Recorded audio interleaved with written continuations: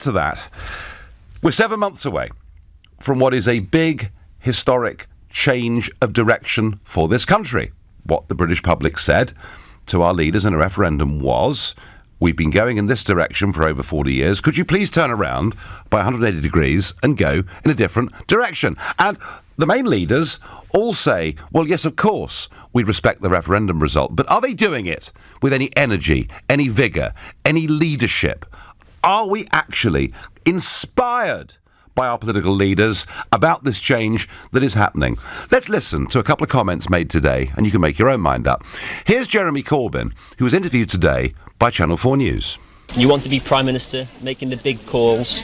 Do you honestly believe that Britain is better off outside of the EU? I want us to have a good relationship with the European Union. That's what we have to have in order to maintain jobs in manufacturing, supply chains and food processing. That has to be the priority. Hardly an answer, is it? So we have that effective trading relationship, including a customs union with the European Union. I've been told I can only ask you one question, so I would very much like you to answer it. Do you honestly believe that Britain will be better off outside of the EU?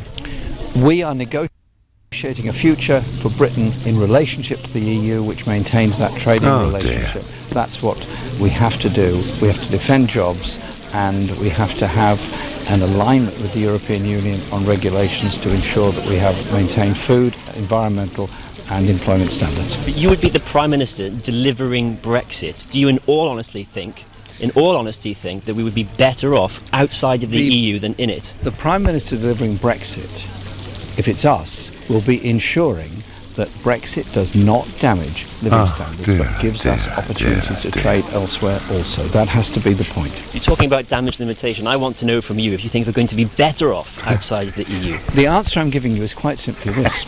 A referendum took place, a decision was reached, we have to respect the result of that referendum and negotiate a trading relationship with Europe to defend jobs and living standards in this country.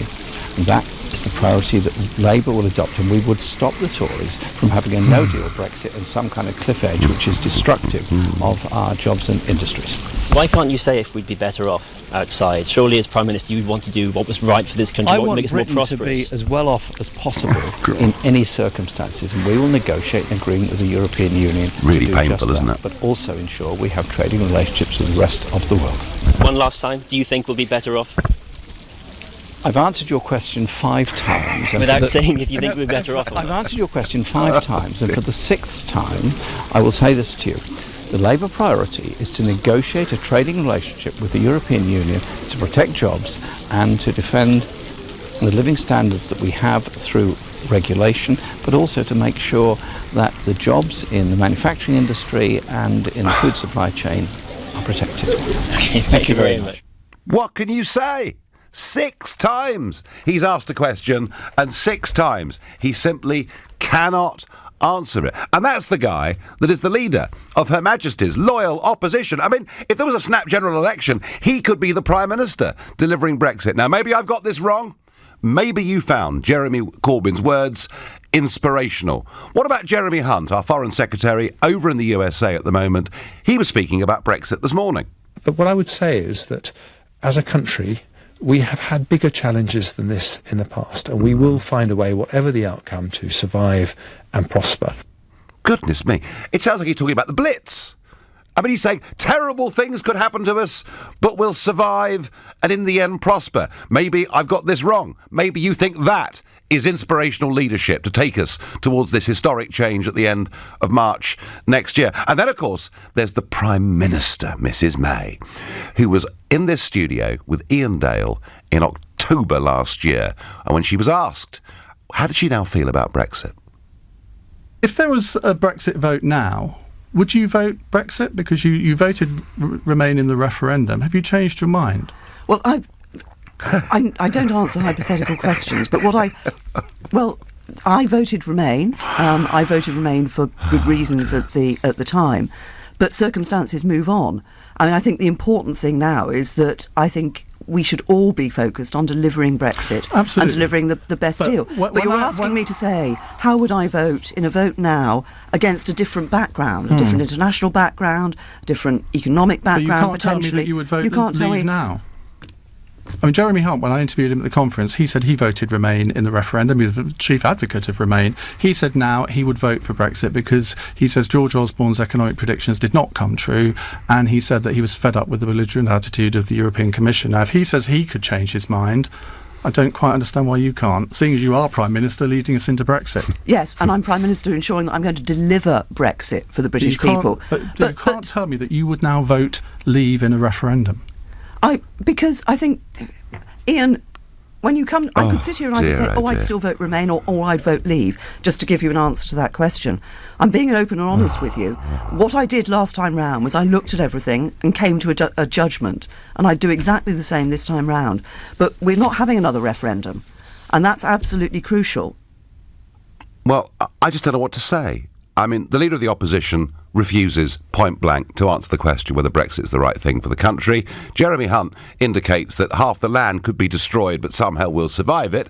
And the Prime Minister cannot give any enthusiasm for Brexit whatsoever. And these are three of our most prominent leaders and politicians in this country today. I think there is a total lack of leadership over Brexit. That has opened the door to George Soros and Tony Blair and others to try and cast doubt on the whole process. I think the country is crying out for leadership. Tell me I'm wrong. Tell me no, actually, what you've heard from those three in the course of the last few minutes inspires you, gives you confidence that we're going to do this properly. If that's how you feel, call 0345 6060 973, or maybe like me, you think the whole thing is pretty abject. Text to 84850. And maybe you think, just it's the modern world. Politicians are different now. We can't go back to people with conviction. If that's how you feel, tweet using the hashtag Farage and LBC at LBC. And of course, those of you watching on Facebook can comment there too, as you do every evening. David is a new caller from Coventry. David, I listen to those clips. I'm just sort of sitting here with my head in my hands. Yeah, I feel the same way, Nigel. First of all, can I just say thank you very much for getting yourself back into the public eye to help us out with all this, because we definitely need a few more people like you helping us out with all this. Well, I'll do my best, but... Yeah, thank you very much, Nigel. But listen, I feel the same. I'm very disappointed in the last 12 months. I'm very disappointed with Mrs May.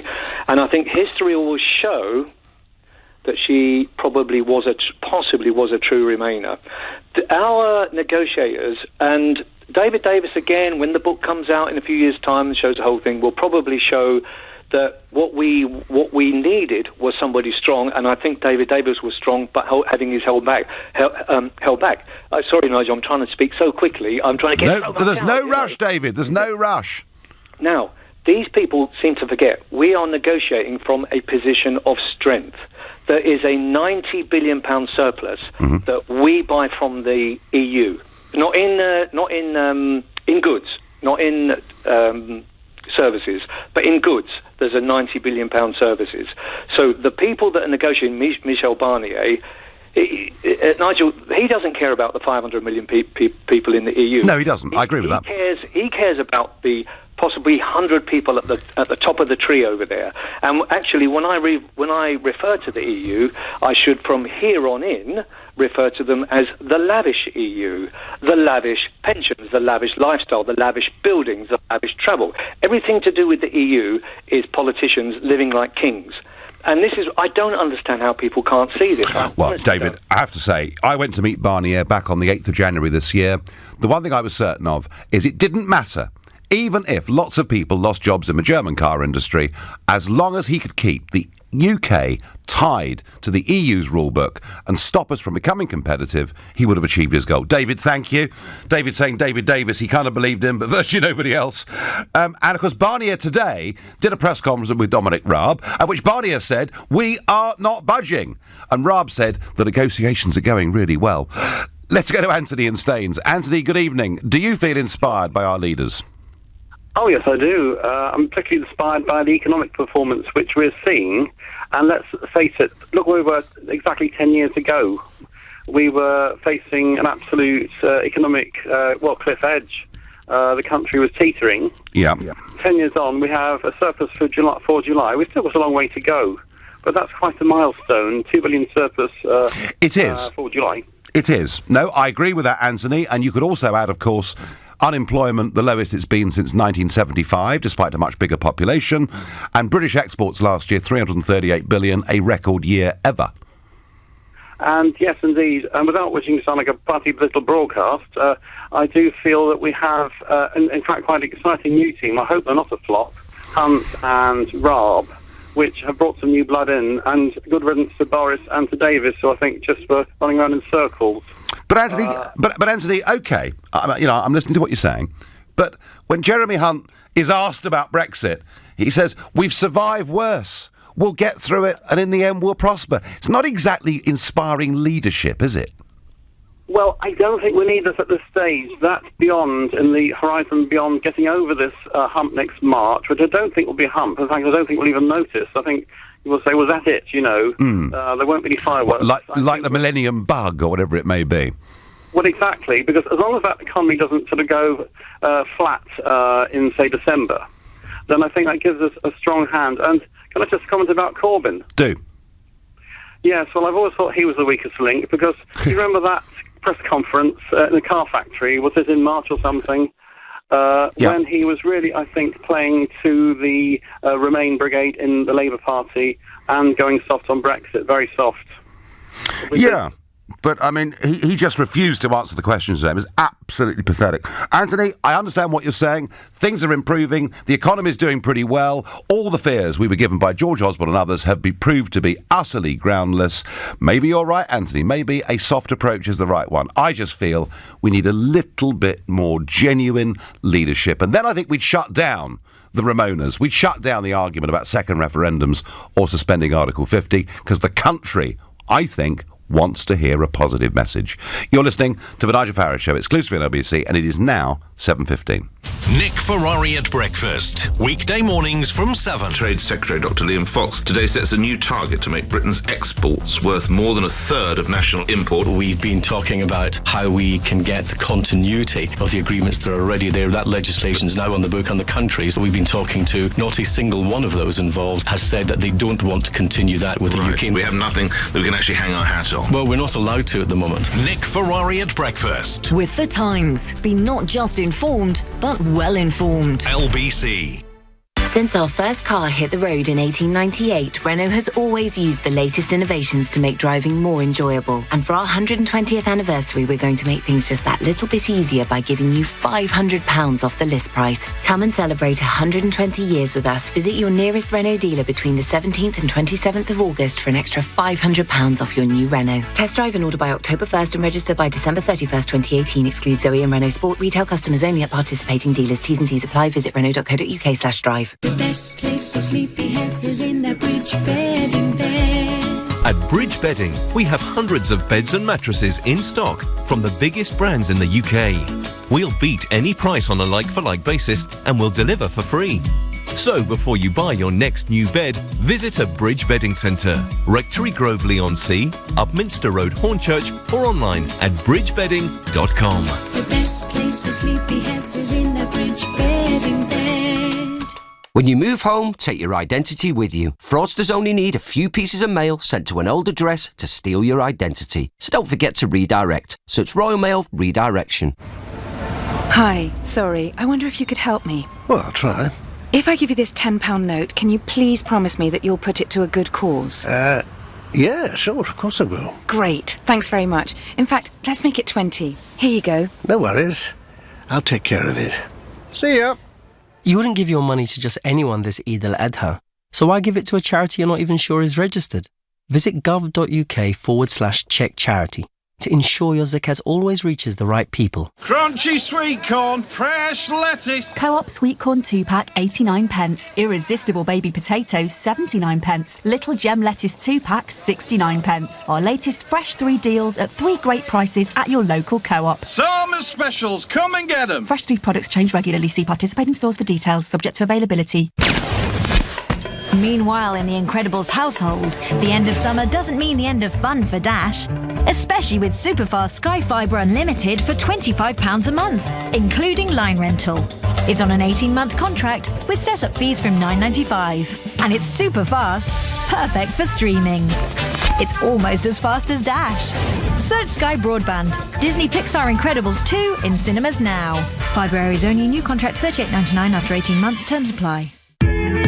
Ambitious and determined to succeed. Study for a 2-year degree at GSM London this October for just £12,000. That's £6,000 per year. And make your bold dreams happen. Accelerated degrees are a great way to progress your career faster. And they're awarded by the University of Plymouth. Apply now at our Greenwich campus and follow your dreams of success. Act fast. Offer ends 31st of August. Search Have Bold Dreams at GSM London. Special offer. Conditions apply.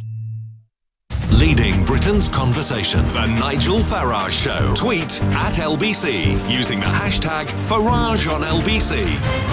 We're discussing leadership. I think a complete lack of leadership over Brexit, as expressed particularly today by Jeremy Corbyn, who couldn't answer a question, backing up a Prime Minister and a Foreign Secretary who are pretty miserable on the subject. But before we do that, I'm going to go to Rayners Lane Station and speak to Mohammed, who was just outside the station immediately in the aftermath of this incident. Mohammed, good evening.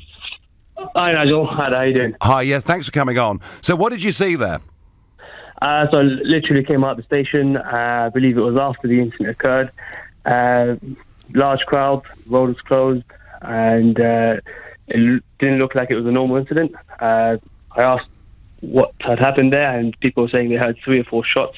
3 or 4. And people being arrested. So it was not your typical day. No, and did you get any sense, Mohammed, if it was just one gunman? I really can't say.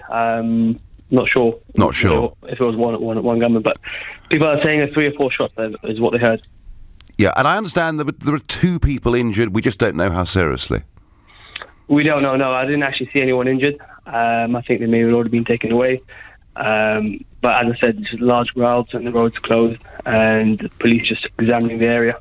What, Mohammed, tell us, what was the atmosphere? Were people scared? Were they sort of resigned? This happens in London now. What mood did you pick up? So, I mean, personally, it was a sense of shock that something like this can happen. I mean, just yesterday there was another shooting in the Kingsby area. So people are shocked that this is happening on the streets of London and happening amongst young kids, apparently. It's just a sense of shock and disbelief amongst the locals. Yeah, it's just awful, isn't it? Just awful. It is, yeah. Awful. Not what you're going to see when you come out. No, absolutely. Mohammed, thank you for giving us that eyewitness account. I've got somebody else who was there. Herbie in Harrow. Herbie, good evening. Good evening there, Nigel. Well, this is going all on the back of my place. This is where the incident actually happened. There was 2 gunmen. 2 gunmen? Yeah, it was 2 gunmen, yeah. They've both been arrested. They've both been carted off, one at a time. I've still got the police dogs sniffing around me, the dogs around here, photographers around here. They're still looking at the back of the place because this is where they actually were. And it's bedlam here at the moment. You can't go down the streets. You can't get into your place. You've got to be escorted up to your flat. I wasn't allowed to go there because it was a crime scene. They had sniffer dogs, which they still have. And it's an incident that was about to happen because I have confrontations almost on a daily basis at the back of my place with drug dealing. Drug dealing? So you're saying this is an habitual drug dealing area, yeah? Oh, definitely. It goes on constantly. I mean, say, the amount of people, because it's a back area of the shops and, people don't go down there. The other day I saw 2 men, exchanging drugs. I didn't say anything. But Herbie, surely people won't be exchanging drugs at sort of peak rush hour? You want to bet? Really? You want to bet? Listen, I'm sometime, Nigel, and see what goes on. They don't really care. They park their car up, block everybody in, and they do their dealing, sit in the car, and then they go off. It's okay. A constant All thing. right. No. Listen, I stand corrected, and you're having to live with that on a daily basis. That's horrible. Did you hear the shots, Herbie? No, unfortunately I didn't, but my next door neighbour heard 3 shots. I couldn't get through the traffic because this happened, the traffic was way back down in the Imperial Drive and things like that. Rayners Lane's just blocked off completely. There's so many police, it's all cordoned off, there's police cars, there's still people looking, they're looking for something, so there must be something that's missing. Are you shocked and surprised, Herbie, by this? I've been waiting for it to happen, and it's come sooner than what I thought, actually, to be honest, Nigel. It's a big worry. It's a big fear. These people just don't care. They've got no scruples. They don't care who they shoot. It's a busy area. Rayners Lane's a busy station. If anybody got caught in shrapnel or flying or sway bullet, anything could have happened. It could. Just shows what's going on. And this is why I was speaking to the police. I said, unless we get more police, Nigel, we're going to have bigger problems. I'm sorry, but no. it's the sign of the time. Herbie, thank you ever so much for coming on and sharing that with us. Well, that was... look, we'll find out what this is all about, but Herbie making a point, as a resident whose property backs on to this station, he says drug dealing happens there on an habitual basis. That is, of course, just one person saying that, but I'll be very, very interested to see how this story develops and we find out what actually has gone on. I'm going to head up to Whitehaven in Cumbria and speak to Robin. What did you make of Jeremy Corbyn today, Robin? I think Jeremy Corbyn was correct. The question he was asked, will we be better off outside of Europe after Brexit? And he answered the best he could because... Well, I tell you what, Robin, how about yes or no? Well, how can he say yes or no? Because we don't know what deal we will get.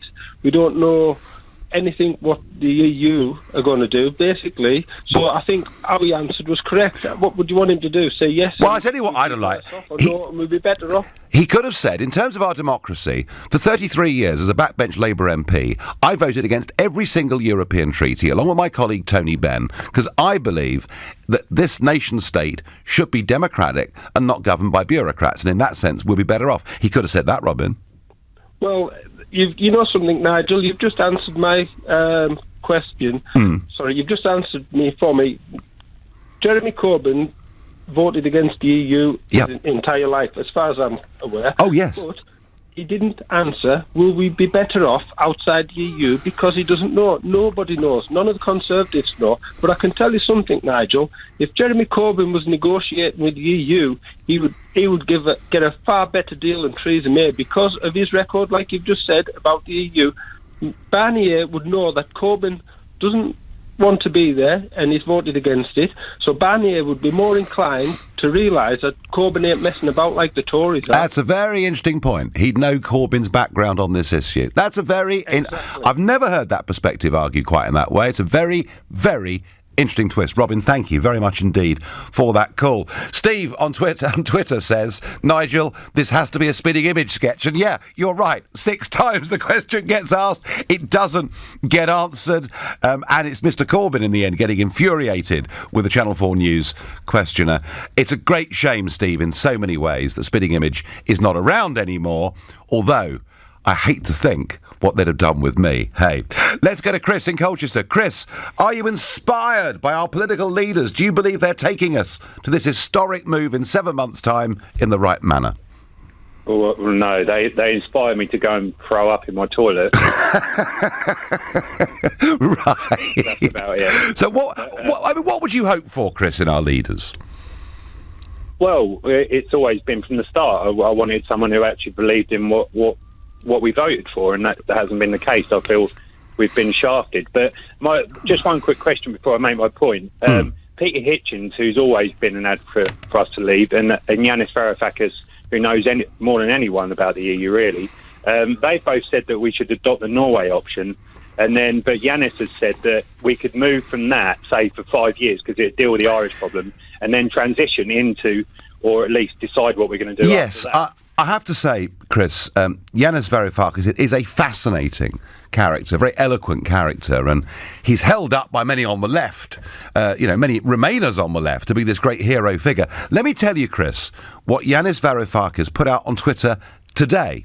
He said, I fought Brexit and continue to believe it is supremely damaging for the majority of people in the UK and for Europe. But as a Democrat, I respect the verdict of the majority that disagreed with me, and I think that a second referendum is politically indefensible and logically incoherent.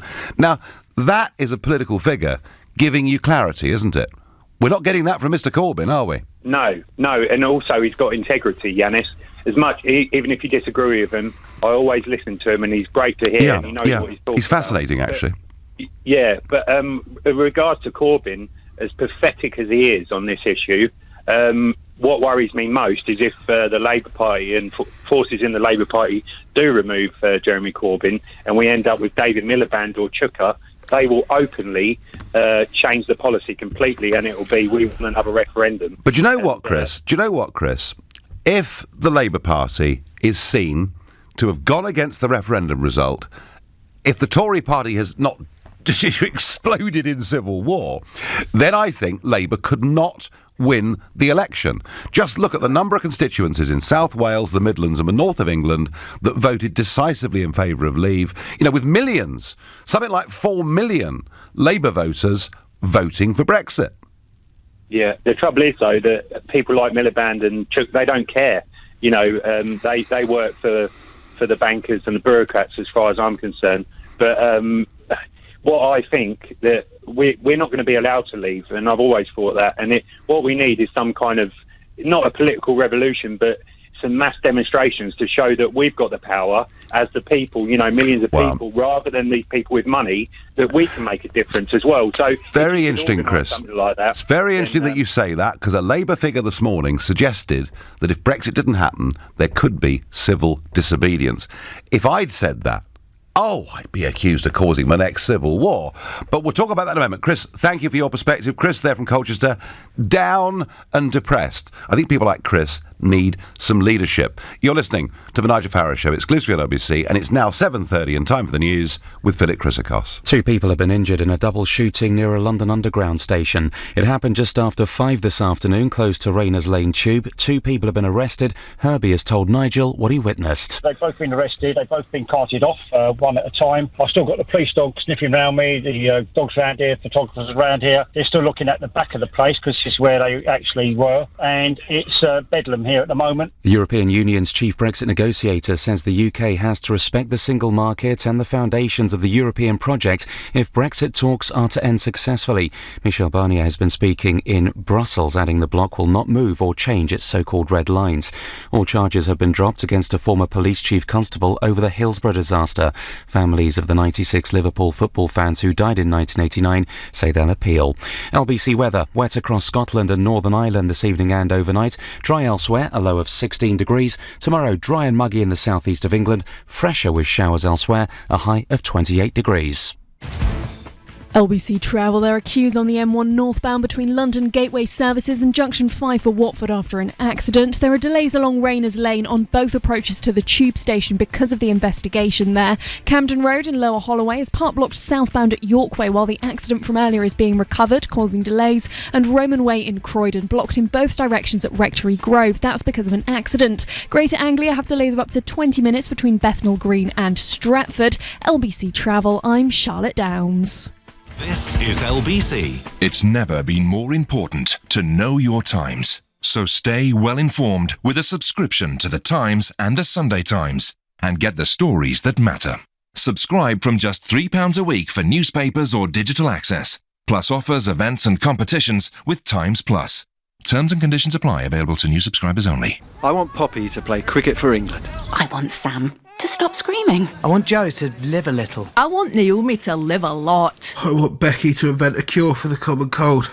Whatever the future holds for your children, Vitality Life Insurance want to make it happy, healthy and secure. So when you take out our Wellness Optimizer, you'll get up to 40% off your life insurance premiums. I want the twins to keep on being happy. I just want whatever the twins are on. Just search Vitality Life Insurance. Additional product, minimum monthly premiums and conditions apply. Would you and your business benefit from a personal approach from your accountant?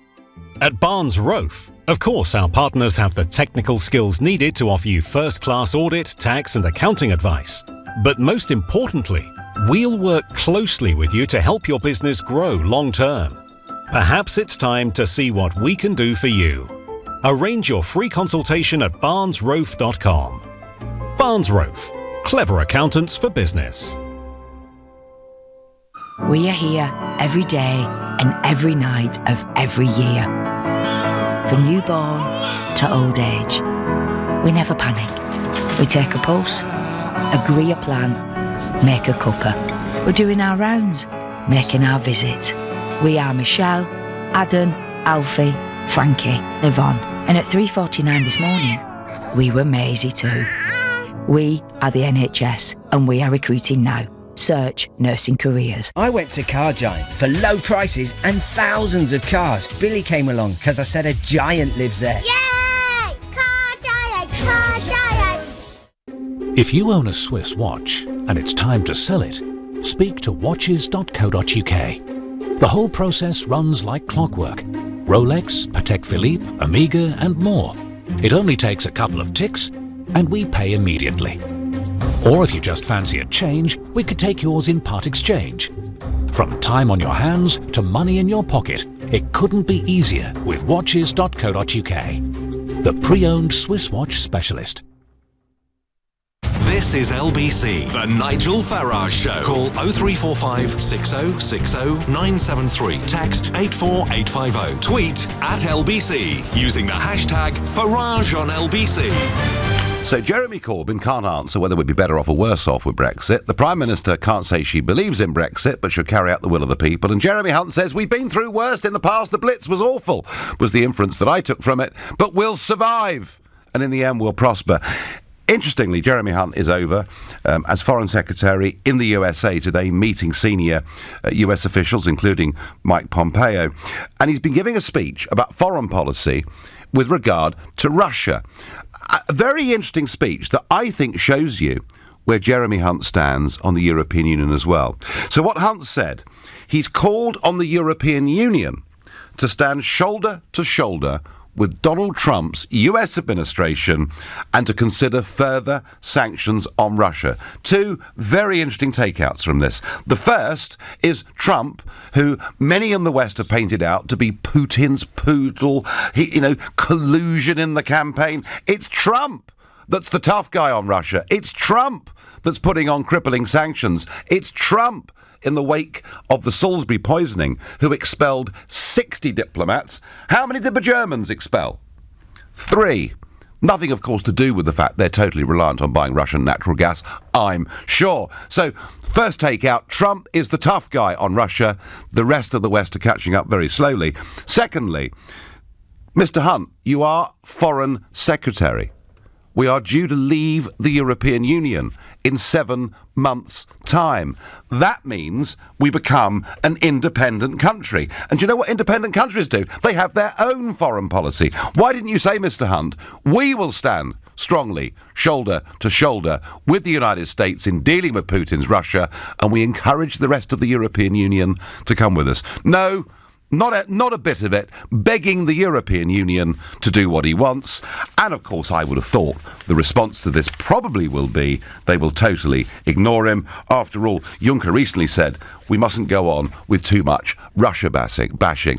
Why? Again, it shows the lack of confidence. It shows the lack of leadership. Now, Liam Fox this morning was on LBC. Maybe he had some things to say that would cheer up Brexiteers. Writing today, David Davis's former Chief of Staff, Stuart Jackson, says a U-turn on EU immigration after Brexit would effectively be political suicide.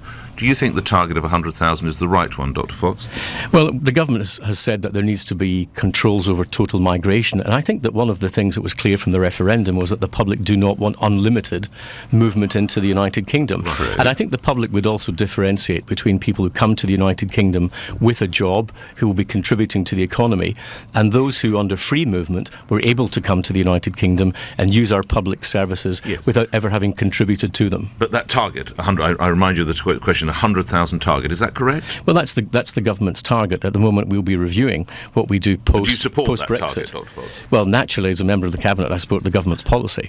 Right. But I think that we do need to look in the future at how we match our employment opportunities with our migration policy. I think the big problem with free movement from Europe was that people were able to come to the United Kingdom without having a job, and they were able to use our public services like schools and hospitals and housing without ever having contributed, and I don't think the British public thought that was fair, and neither do I. So there you go, there's Liam Fox, one of the Brexiteers. And even he's saying, well, of course, I know we fought 3 general elections promising you we'd reduce immigration to tens of thousands a year, and we've got Brexit, in which I myself talked about immigration controls. But, you know, it's pretty clear, isn't it? They're going to scrap the target. They are going to scrap the target that they fought 3 elections on. And he says, basically, there's no limit, provided people have got a job to come to. And if that was just coming and getting a work permit that was time conditional, that may be okay. But what he's really saying is they can come, they can stay, as we discussed last night. And once they're here, they can bring their families. And Mr. Fox, what if they're self-employed? Because at the moment, you can come into Britain from the European Union. Romanians could come into Britain from the European Union even before full accession rights, saying they were self-employed. What are you going to do about that? I'll tell you what, folks, they're going to do nothing. So we don't even get proper leadership and inspiration from the Brexiteers. And I'm sure there are many listening to this who are Remainers who are being very cheered up by tonight's conversation, including Jason in Epsom, who says, of course, Corbyn can't answer this directly, as he knows the answer, as we all do. We'll be worse off unless we take ultimate control and have a people's vote. So Jason wants us to vote again. He wants us to reverse the referendum result. Well, Jason, I thought it was very interesting. The Sun on Sunday Delta poll showing that when people were asked the question, do you want to just leave on March 29th next year, deal or no deal, 48% said yes and only 28% said no. So there is actually, Jason, and you can argue all you want for your people's vote. By the way, we had the people's vote, and to even attempt to frame a second referendum in terms of being it's not the people's vote, it's the George Soros vote, is how I would put it. But the fact is, Jason, there is actually a big majority of the country want us to leave. My view is they're just not getting leadership. The closest thing that I've seen to inspiring leadership was Boris Johnson's resignation speech. That it had to come from an exiting minister at odds with the Prime Minister says it all, says Michael. Michael, that speech did not go far enough. Had Boris actually said, look, I've got the vision, I'm the man to lead, I like Theresa May, but she's not fit to continue as Prime Minister. If he'd said that, we would now be coming towards the end of a Tory leadership contest, and we might actually know a bit more clearly where we stood, but he didn't do it. Let's go to Nick in Kings Lynn. Nick, good evening. In Remain Monmouth, actually, Nigel. Hello. Oh, you're okay. Sorry about that. So, Nick, tell me. Right. I think as a Brexiteer, there's a total lack of leadership. What say you? I don't think it's a question about leadership. I think this thing about who the leader is, whether we have a national coalition, whoever the leader is, I don't think it's a question of leadership. I think it's a case of ground economics, quite frankly. I think Brexit is just going to collapse on its own economic merits. And as for you quoting all those economic statistics about the highest... lowest unemployment since 1975, record exports last year. That's got nothing to do with actual Brexit. Not that it has happened yet. Remember, it hasn't happened. Nick, George Osborne told us that it would happen immediately. There would be a disaster that would befall the country. 500,000 unemployed. That's what we were told. Oh, that's George Osborne. I'm not a Conservative, incidentally. I'm not really Labour. Right. As for this comparison between Corbyn and Corbyn's stance now and the likes of Boris Johnson and Theresa May, I think we have to make a distinction between his anti-Europeanism, which stemmed from the Bennite days, the Tony Benn's anti-European, with your kind of anti-Europeanism. Your kind is more populist. Do you know something, Nick? Economic driven. Do you know something, Nick? He sadly died very young. But I spent quite a bit of time with Bob Crow. We appeared on panels together. And what was really interesting is we found when we talked together about open-door immigration, when we talked together about the effect Brexit, the effect the European Union was having on our country, we pretty much agreed, Nick, on the big points. Well, yes, that's Bob Crow. I used to be in his union. I wasn't a great fan of his, actually, but obviously... Well, he was a good union leader, though, wasn't he? Well, within his own local area, yes, within his the tube drivers thought so. Anyway, Nick, Tony Benn, yep. All right, Tony Benn did not place a big emphasis on immigration, and you know something? Nor did I until 2004, because it wasn't an issue. But actually, Nick, I shared platforms with Tony Benn as well, and on the question of us governing our own country, on the question of Benn, a self-declared patriot, on many of the big issues, we did actually agree. Nigel, he wasn't a patriot. He fought in the Second World War as a pilot. Well, he wasn't a patriot. Well, he told me he was. All right, Nick? He told me face-to-face over a cup of tea that he was in a room after the smoking ban where he lit his pipe. Nick, you think it's all going to fall apart under its own weight. I respect your view. I don't agree. I think there's a great economic future for us, but we need leadership. What does Michael from Haddington make of it all? Good evening.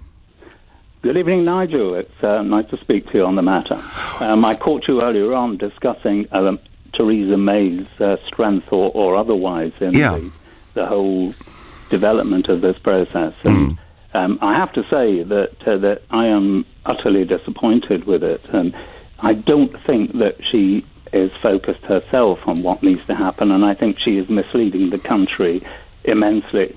I voted out, and I really want out, and I think I'm being taken down a road I don't want to go, and I'm sure I speak for millions of people in the United Kingdom when I say that.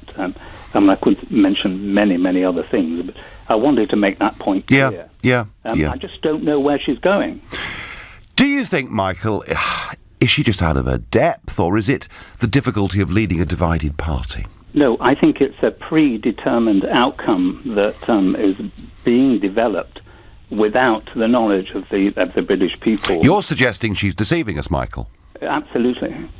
Absolutely. She's deceiving the people who voted to leave the EU and not leave Europe. You know, I'm a great traveller to Europe. I've just made recent trips to Italy, and only a few days before the bridge collapsed, I was crossing that wretched bridge. But I have many, many European friends. Yeah. We have a family that are in education, and we've got great European ties, but not ties with this unelected bureaucrat. It's awful. No, Michael, I think that's right. I mean, you know, there was a good car sticker doing the rounds a few years ago. Love Europe, hate the EU, and that kind of summed up the way I felt about it. Michael, what would you like to hear from our leaders? Be it the sad thing is that in Europe, when you sit down, their leaders, for whatever reason, are not telling them this. I had one of those wonderful Italian meals recently in Varazzi in Italy, with 15 around the table. Yep.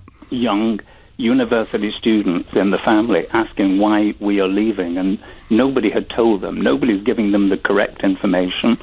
Nobody's telling them that, you know, it's nothing to do with populism or whatever. I mean, I have a great circle of friends here in Scotland, and those that are leaving or wanted to leave have grown substantially.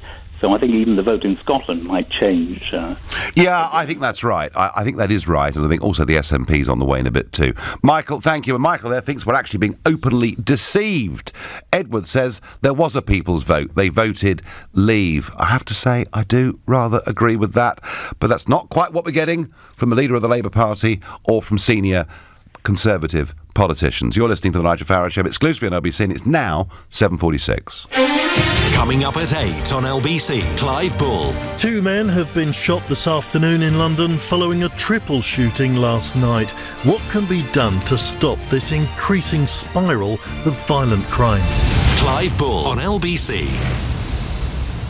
Lucky, lucky, lucky me. At Hyundai, we're big fans of hard work. It's the reason our cars are so well made they come with a 5-year unlimited mileage warranty.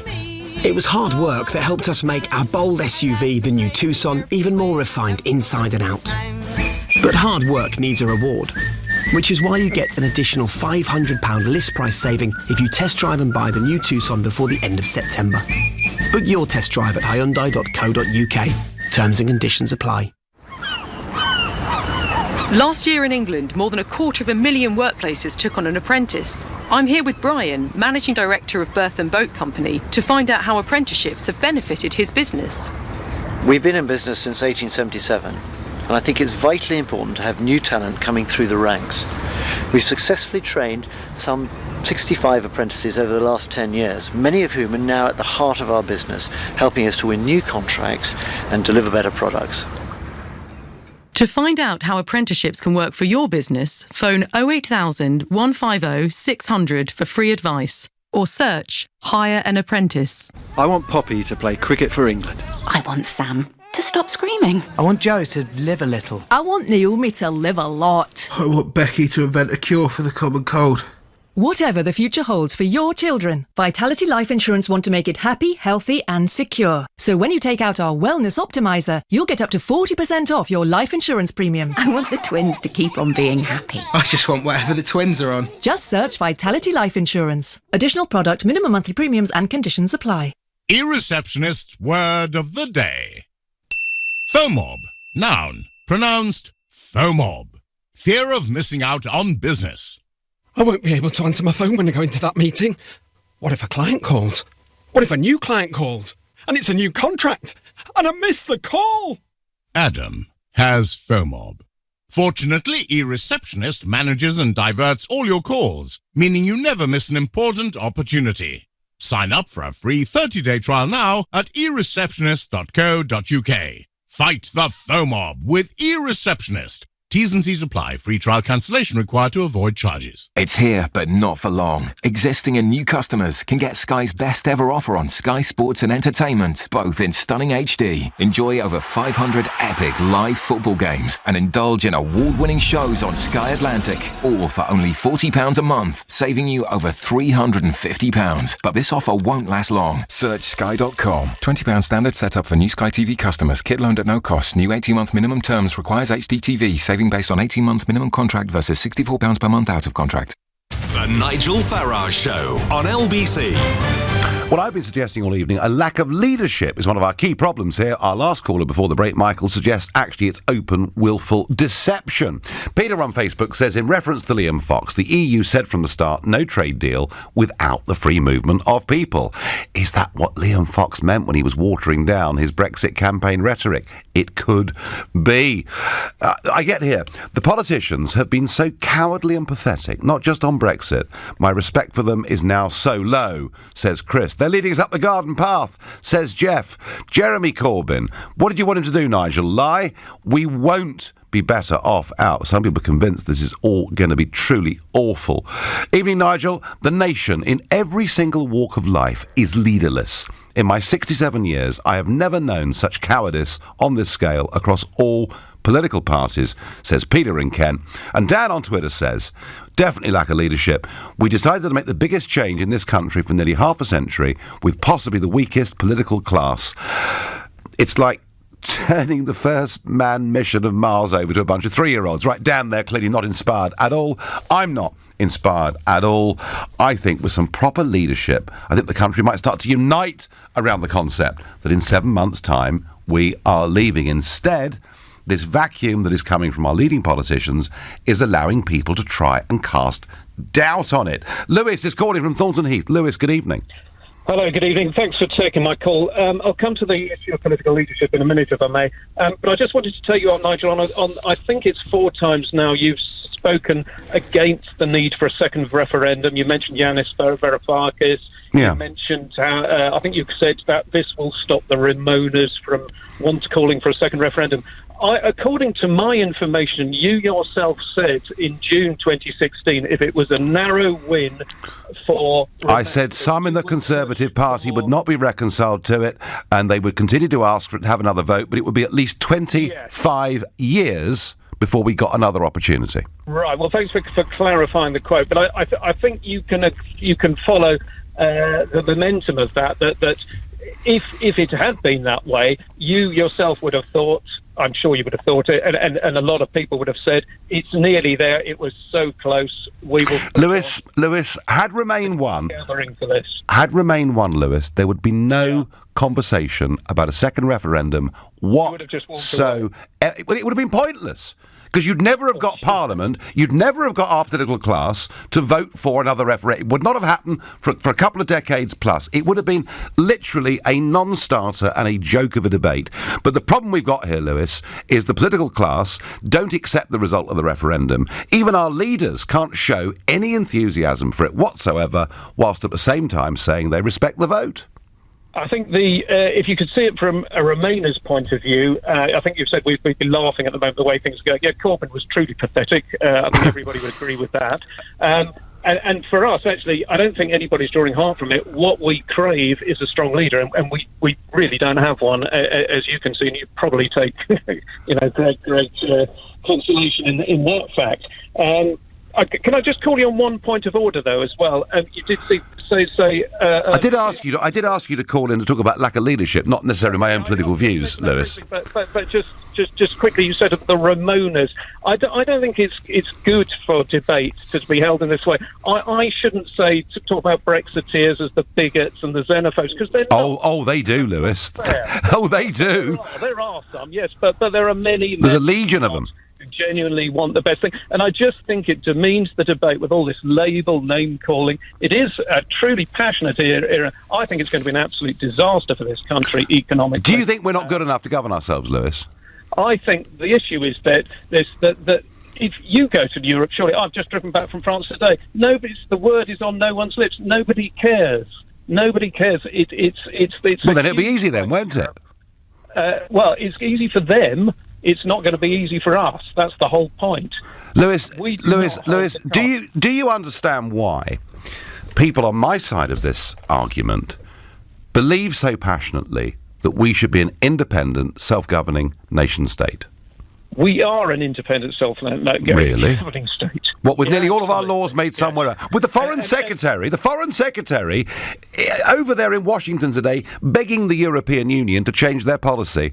Why don't we have our own foreign policy, Lewis? So the Foreign Secretary will be next over, after we've Brexited, over to Washington begging to take their antibiotic-ridden chicken at any cost. Because we are not strong enough to stand on ourselves. Every nation needs to come together. We're not strong enough to stand on ourselves. Lewis? We're not, because... No, Lewis, sorry, that's the end of the phone call. You think we're not strong enough to stand on our own. I do. And actually, in many ways, that, as much as anything else, is the emotional dividing line between those of us that want to leave and those that want to stay. Thank you for your call and good conversation. Brian in Surrey says, let's make general elections the best of three. Democracy is dying. Isn't it strange that all we ever hear in the news is the negative leaks regarding Brexit? Never a positive. Clearly a one-way view in the eyes of the government, says Nancy in Worthing. Nancy, it is a constant, endless diet of negativity. Nigel is missing the whole point. If Brexit was easy, then Theresa May would have a good footing. But it's unprecedented. Cameron left her to unravel this conundrum. Well, you know something? The more difficult it is, the more the need for genuine leadership and conviction there is. I'm not seeing it. Maybe Peter in Barking is going to tell me he's seeing great leadership from both Labour and the Conservative parties. Nigel, good evening. Thank you for taking my call. Good evening. Nigel, not a bit of it. What I'm saying, the leadership is coming from Orwellian, left-wing Orwellian language, like the audacity that they can call themselves the people's vote. I know. And it's unchallenged. This is what we're letting them set the agenda. Now, what I've said to quite a few people, so what was that on the 23rd of June? Was that the imbeciles' vote? I cannot understand how we're letting this get away. Now, to me, the challenge is by the mere fact that we're giving it substance by calling it the people's vote. Well, I'm not. I mean, I'm doing my best to deride it, Peter, in every chance I get. But that's kind of how they've styled it, and there are many who support that point of view that want it thought to be as such. But surely, Nigel, that's some sort of. I mean, is it contrary to some sort of change? Peter, I'm with you. It is Orwellian doublespeak. I absolutely agree. Newspeak. I agree with you completely, Peter, but that's what we've got. However, it would seem, despite all of this negativity, despite all that's going on, still the Brexit voters look pretty solid, don't they? Without a shadow of a doubt. God bless them. Absolutely. Thank you, Peter. My last caller tonight is Adrian in Lewisham. Adrian, I can't see any inspiring leadership at all. Tell me I'm wrong. No, you're absolutely right, Nigel. And by the way, I agree with you disagree with you on about 99% of things. But on this one, I agree with you. You know, Theresa May herself, if you may recall, said there is no Mayism. What that means is she has no idea where she wants the country to be. She just wants her name on the door. Johnson's about the same, and Corbyn, I think he'd be frightened. Yes. Careful. I think he'd be frightened stiff if he actually did get his name on the door, because he wouldn't know what the heck to do with it. He'd just be driven by the momentum idiots behind him. He isn't a leader at all. He's just. Do you know, Adrian? Like a puppet. I think momentum have their hands somewhere in his anatomy to make him speak. I was thinking, Adrian, earlier on before we came on air.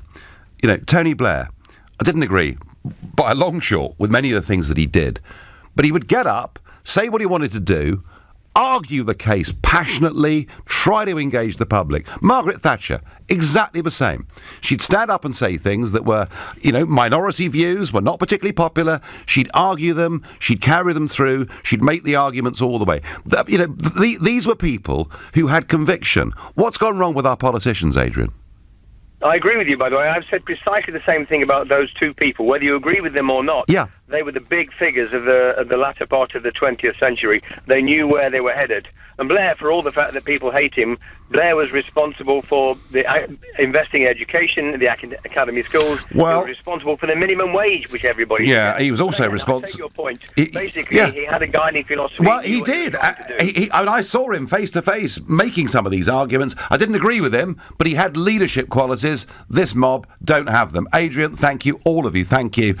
You've been listening to the Nigel Farage Show here on LBC. I'm back here